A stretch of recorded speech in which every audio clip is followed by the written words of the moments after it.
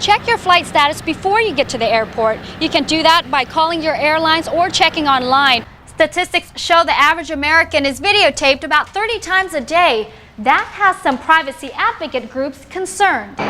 County workers say because of past wildfires, there's less vegetation and root growth to hold the dirt in place. The result, the biggest mud flow they've seen in more than 25 years. The lawyer representing the homeowners say that the city had originally agreed to tear down these red-tagged homes, which are posing a threat to the homes below the hill. But now, he says the city attorney is denying that offer. Consumer advocates and station owners say good old cash is the best way to go. Here's what the proposed card will probably look like. Instead of paper, it'll be made out of plastic. It'll still have your name and your social security number and a digitized photo of yourself. In the back, it will carry the wording, "This card should not be used for the purpose of identification." We are live out here at a 3-alarm commercial structure fire, and take a look here, right here behind me. Several crews are out here trying to battle the blaze. Flames are literally shooting through the roof. Now, just moments ago, an explosion inside the building caused firefighters to have to move back a little.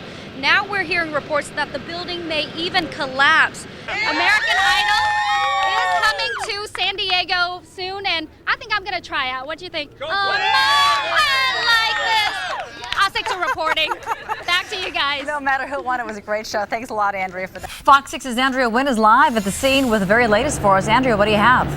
Esta, the second suspect, hid inside the La Quinta Inn behind Denny's here and was able to escape police. His identity remains unknown and he's still on the loose. Police are asking residents to be on the lookout for a black SUV, possibly an Escalade with silver spinning rims. Now, this is the vehicle witnesses say the suspect got away in. However, his friend was not so lucky.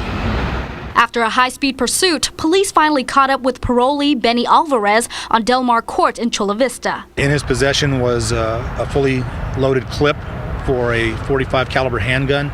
National City Police say Alvarez was under surveillance when they tried to take him into custody on an outstanding warrant. Alvarez and another male took off in this silver Mustang. The high-speed chase ended when the suspects crashed into a median. That's when the two armed men took off on foot.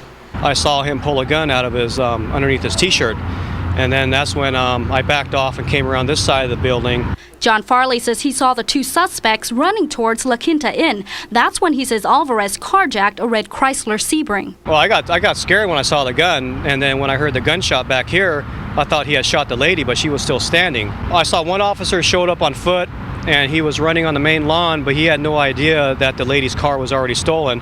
So I yelled at him. I told him he's in the red car.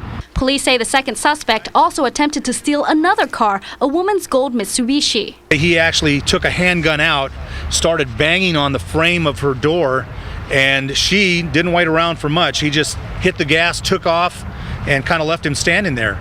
According to witnesses, he then ran up to the third floor of the motel where he reportedly held a maid hostage. He shut the door, told her to be quiet, that he was being pursued by police, if she didn't want to get hurt, that she should be quiet. Police say the suspect then called his friend on his cell phone to pick him up. Now again, the vehicle he got away in is described as a black SUV, possibly an Escalade with silver spinning rims. It was heading southbound on the 805. Reporting live in Chula Vista, Andrea Nguyen, Fox 6 News. Your pussy is too loose. You had too much traffic up your pussy. You could park a truck up there and still have room for something else. Words so explicit, even we're not allowed to air them. Who cut your nuts off? Who raped your mom? Who lynched your pa? Kenneth Bender says this is only one of dozens of urban poems his daughter's 9th grade teacher distributed to her English class at Hoover High in City Heights.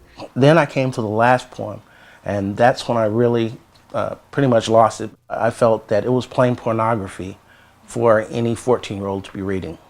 Couldn't even hear her screaming my name as he tore into her pretty little panties. From child rape to drug use, some of the poems written by popular urban poets touched on taboo topics. This seems to be straight up ghetto. For our teachers and them to sit up here to do that, come on, I mean, what was she thinking? And other poems included racial slurs such as Ching Chong Chinaman or this one with the N-word. They know that using and you're not a black person, they know they will definitely get offended, okay? I don't allow that. I don't say things like that or teach my kids stuff like that in my own house. I'm I was actually kind of shocked. After being contacted by Fox 6 and angry parents, school administrators released a statement apologizing to parents and students. We just made a mistake, and so we're correcting the matter. The policy should be if you have anything of question, you come immediately to administration. Administration will approve or disapprove. That was not done, and thus we're in this predicament. Now some parents want the district to teach the teacher a lesson. My main concern is I just want to make sure that this can't happen again. Someone should be responsible for the material before it gets to the hand of the children. We need to start a petition, you know what I'm saying, because it is our children, you know what I'm saying? The school does see this as a serious matter, and we are dealing with it. Andrea Nguyen, Fox 6 News. Fox 6 News reporter Andrea Nguyen joins us live from the Embarcadero downtown tonight with a little bit more on this, Andrea. Brian, if and when an earthquake is to hit Southern California, San Diego might be less prepared as New Orleans, partly because, unlike Katrina, scientists can't predict exactly when it will happen, just where and how big. Now, when it comes to local resources, city leaders say we're not as prepared as we should be. Our current plans, to be quite frank, have not been designed or developed for that level of a catastrophe, the Katrina-type catastrophe. We just don't think that big, generally, in emergency management. In August 2001, the Federal Emergency Management Agency had predicted the 3 most likely catastrophes to strike the U.S. 2 came to pass, the terrorist attack in New York and the hurricane hitting New Orleans. The 3rd prediction, a major earthquake in Southern California. We don't know if it's going to happen today, next year, or 30 years, but we know it's going to happen. Dr. Pat Abbott says the earthquake will likely strike the San Andreas Fault. The good news is it's 70, 90 miles away from the city of San Diego, but those seismic waves, the long period seismic waves, will bring a lot of energy to San Diego, and they will severely shake tall structures. Some San Diegans say with the fiscal crisis going on, they believe city leaders aren't as focused on disaster preparedness as they should be. They have to put their act together, first of all, because this city is in really disarray. Don't depend on municipal government. We may not be there for you, although we want to be. Community preparedness is the single best thing that people can do for themselves.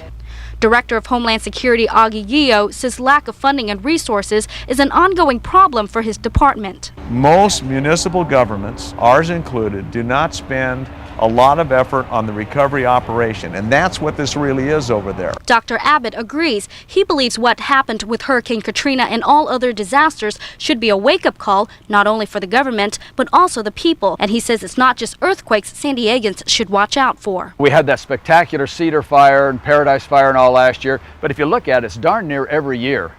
And to be blunt, we don't learn. What are we doing now? Building the same kinds of houses back in the same kinds of places where they're going to burn again in the future.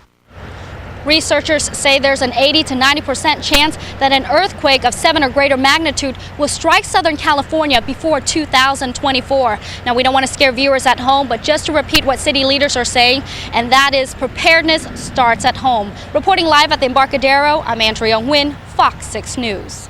All right, thank you so much, Andrea.